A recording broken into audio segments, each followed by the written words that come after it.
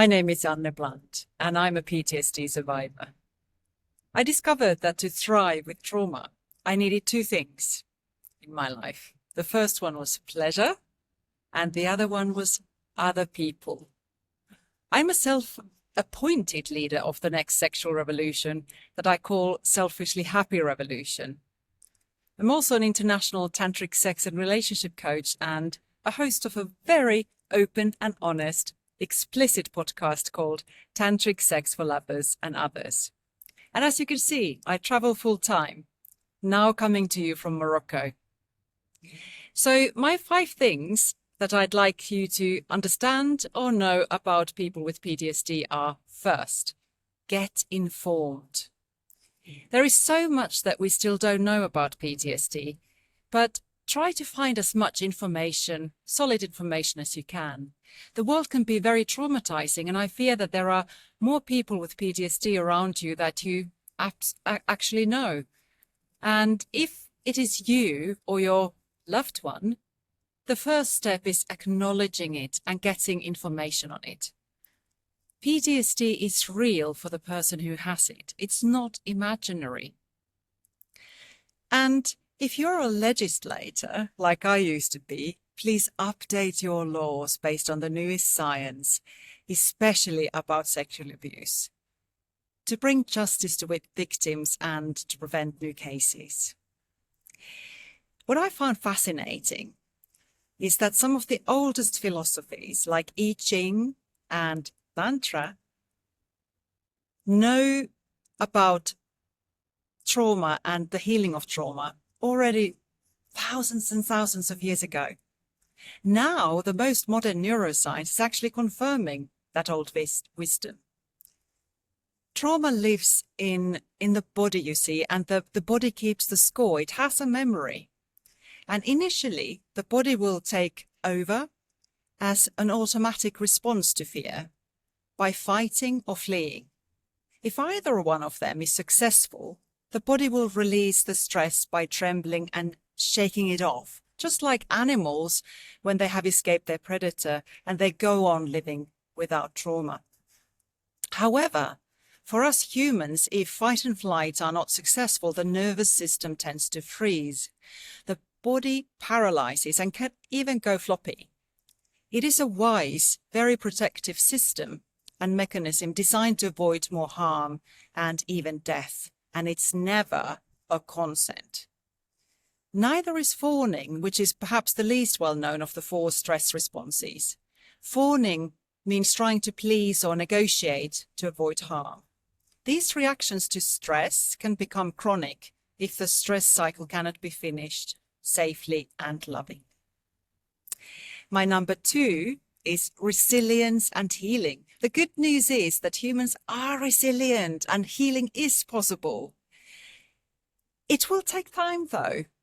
So the physical side tends to heal quite quickly, but the emotional impact is longer lasting and can be also one of the most painful processes.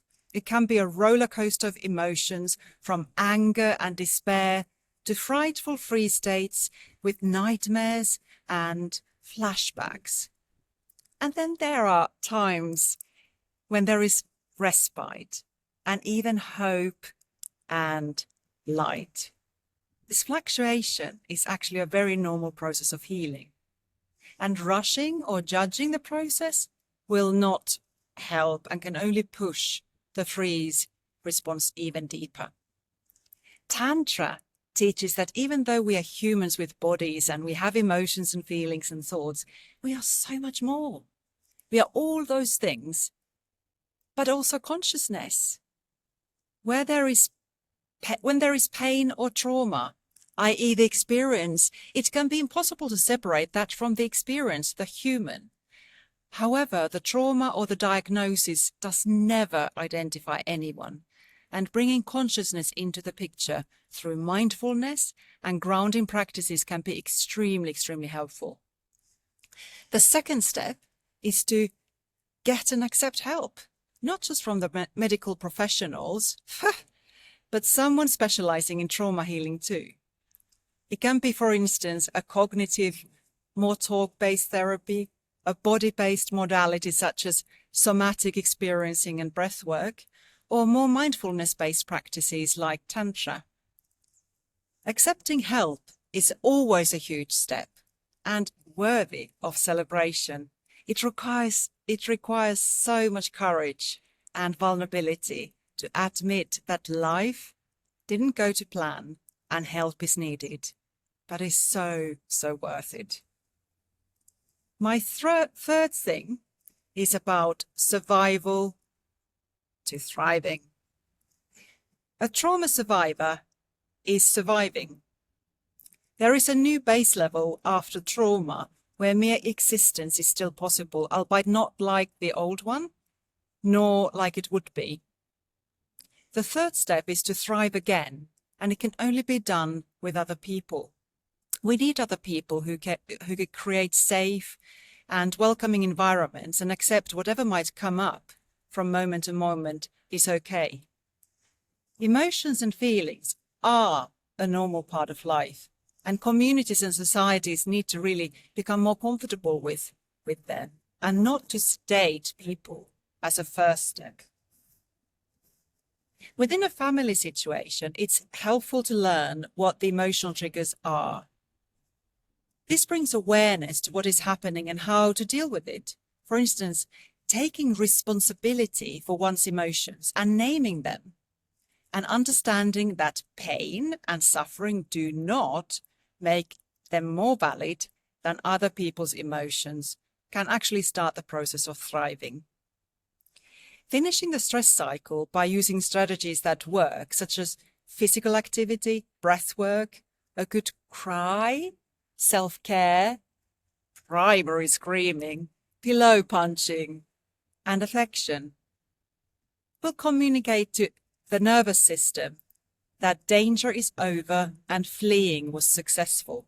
Someone who can hold space without judgment or needing to fix anything has a calming presence and says words such as, "You're safe, you are loved," can make all the difference. This is ideally done by someone professionally trained, but anybody can learn about space holding. However, supporting someone with PTSD can be really hard work, and to avoid being overwhelmed and burned out, self-care and support network are always important to the supporters too. Number 4, self-love and boundaries. The fourth step is the power of self-love and boundaries. Trauma survivors have a fair amount of self-loathing and self-criticism. The amount of unspoken shame that the trauma causes is why PTSD gets such a stronghold in the first place. Shame cannot survive once it's out and spoken about and met with loving compassion. Self-love includes self-compassion and being kind to oneself, having patience with the healing and making time to do self-care. What brings respite from the pain and suffering? What brings calmness, hope, pleasure, and even happiness? Practicing little acts of self-love every day starts building that resilience. And love is always greater than pain. Setting healthy boundaries is not easy when there has been a tendency to bypass one's needs and desires due to disconnection. It's impossible to say a consented yes to something if there isn't an awareness of what the no would be.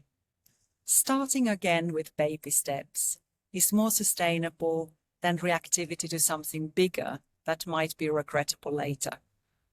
Changing patterns of behavior takes time, needs loving compassion from other people, and starts from within.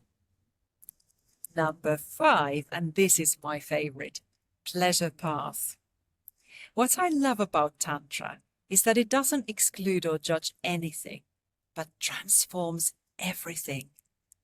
It is a philosophy of life based on principles and has specific mindfulness and spiritual practices, as well as embodiment and pleasure-based processes.